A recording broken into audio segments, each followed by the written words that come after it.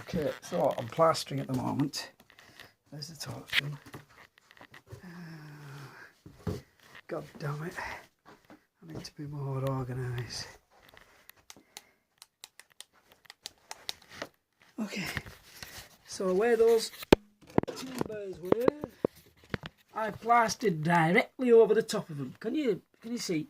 I flattened it the best I can. I've got the profile up against the most important point is the junction where the top of the skirting board hits the back of the wall. Let's get a point like that.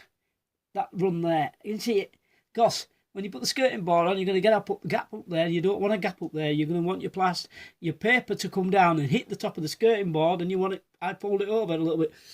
I've made sure that the gap underneath the floorboard, where the floorboard and the plaster is clear. Do not block that up. Your house will rot away before you know what happens. Don't put anything in there.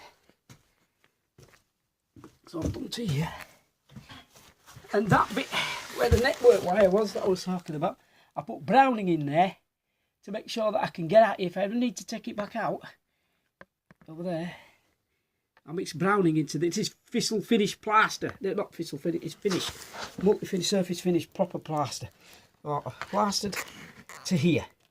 Now I'm going to plaster this down. I'm going to get... I cannot get that in there, you can't see that. Stupid torch. Doesn't have a big enough leg on it. I need to bolt it to a piece of wood. Okay, so you can see this used to come down. It must have done. It stopped it off. There was something there. Something was in there. And what they did is that floorboard was missing, so all that was missing. There was nothing here. There was not in there. That's all just mahogany that I found and bodged in.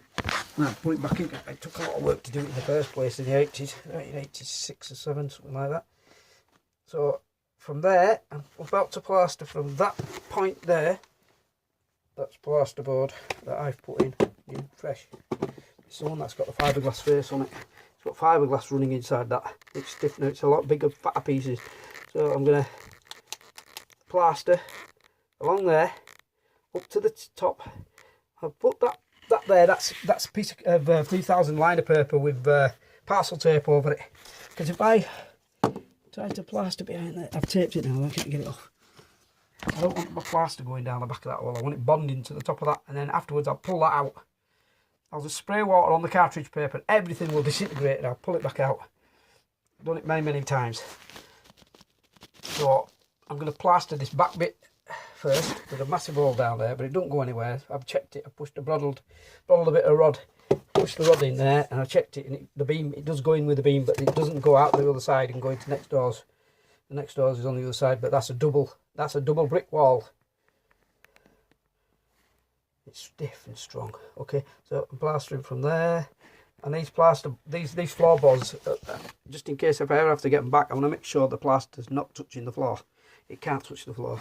So I'm going to be probably putting in on this side. I'm going to put some timber in. Same thing, parcel tape on the timber, and then I can just pull it back out. I can hit it here with a chisel and get it back out. I ain't going to worry about it. But first I'm going to do the back because that's critical. I can't put anything in until I do that. So the back's coming first. All that's done. That's settled tomorrow and the skirting boards can start to go on. It won't be settled tomorrow, sorry. It'll take a couple of days. Got everything to dry out. Give it a chance to dry out or you'll get fungus growing on the back of your wall. Or back of your skirting board. It won't. Leave that a week now, I reckon. So it fully dries out. I've got this stuff all over my feet and it's going to drag downstairs. And I can't afford to have that done. So, what do you think? Does it look nice? Then I'm going to go all the way over there with it.